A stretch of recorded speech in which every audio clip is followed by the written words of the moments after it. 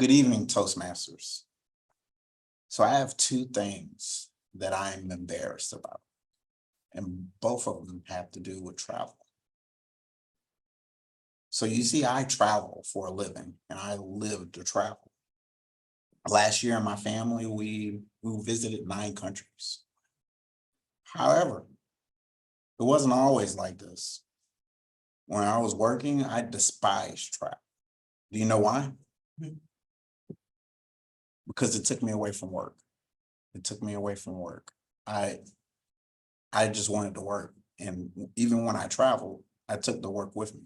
I was always thinking about working. So I'm ashamed to say I was quite a bit of a workaholic. I was all in. For 20 years, I was in the human resources field.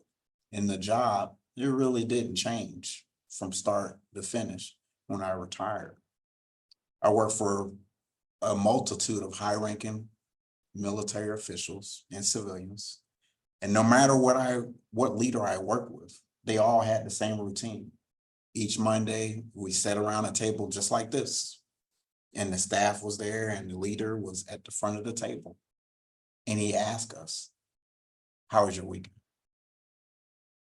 And when he asked us how our weekend was, because I didn't travel, I listened to everybody else. And sometimes it sounded like I was listening to like the lifestyles of the rich and famous when I listened to these travel stories. And the thing that really hurt me was that they always talked about the worst parts of the travel. Sounded like they really enjoy it. And I was always like, must be nice. And at the end of the week, it was the same routine as well, because I was in human resources. They come and drop off their leave and evaluation. It seemed like they were piling on the work on my table. And they'd ask me the same question. "Hey, do you want to bring anything back?" It's like they were feeling sorry for me or something. And I always say the same response. "Yeah, bring me back a shot glass."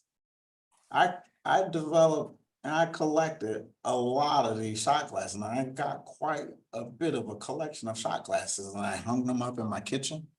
But one year, when Gabby got of age, I think this is about 5 years ago, she asked me, it's like, "Hey, have you ever been to any of these places where these shot glasses at, right?" And I was like, "No, actually, I haven't." So that gave me the motivation right there. So I started going the extra mile.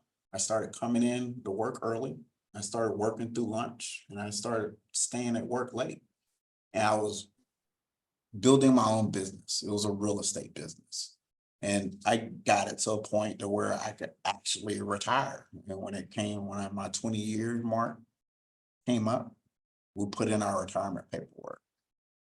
And through all the hustle and bustle, because we were retiring during COVID, we finally got down here to Florida and we unpacked. And the first thing I did after we unpacked is I went to that shot glass display and I took one down and I said, "Hey, Gabby, hey, let's go to one of these places." So we got on the airplane and we didn't have any direct flights out of here. So we left out of Dulles. And Gabby had a window seat, so she was looking down. And when we arrived at this destination, we were sitting outside on a secluded beach. And she told me, like, "Hey, I seen your job as we were flying over Dulles, and it was crowded down there." And I said something that I hope stuck with her. I told her, "If you go the extra mile and you work hard, it's never crowded. Look at this beach." So, Gabby, I hope that stuck with you. Now, fast forward about 2 months ago, and this is a story that actually is embarrassing.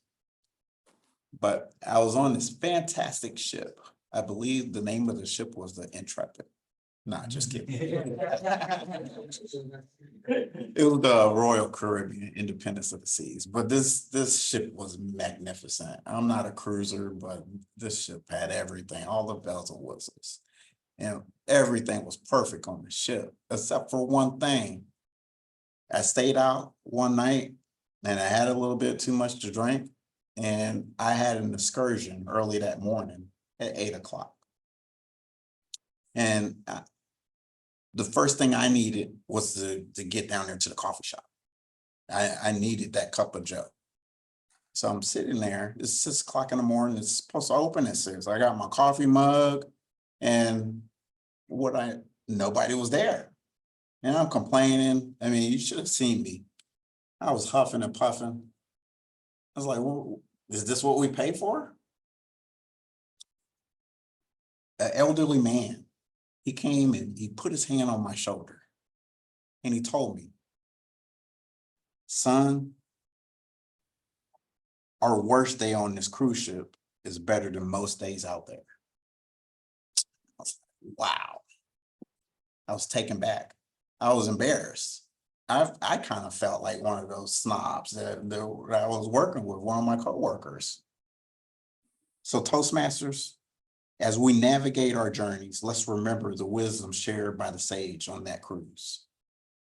Our worst days may pale in comparison to the best days of many others.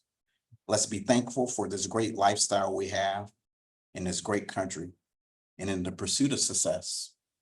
Let's not lose sight of the richness that comes from embracing the present and valuing the experiences that shape our lives through travel.